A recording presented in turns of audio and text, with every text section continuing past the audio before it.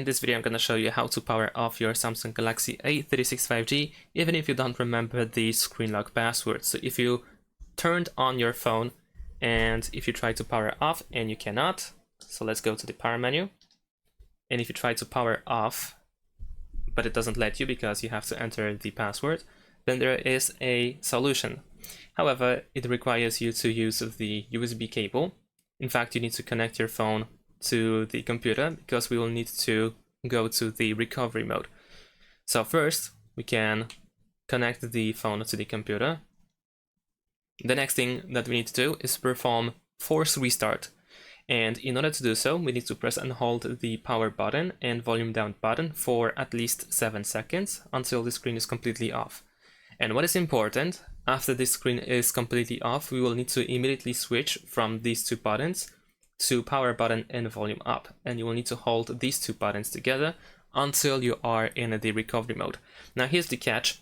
Unfortunately, Samsung devices tend to take their time to turn back on, so you might need to hold even for a minute like this, even though you won't see the Samsung logo. Nevertheless, we're just gonna go and perform these two things. So first we need to force restart, so press and hold power button and volume down, and keep holding like this until the screen is completely off. Let me try to get the focus. There we go. And now once the screen is completely off, switch to power button and volume up. And we need to keep holding it like this until we see the recovery menu. And like I said, unfortunately this might take even a minute or so because for some reason after force restarting the phone, Samsungs are really slow to turn back on. So patiently wait while holding these two buttons. There we go. Keep holding.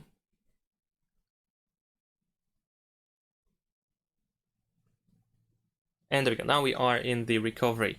So in order to turn off, we need to scroll down with the volume down button. So you navigate with volume up and down.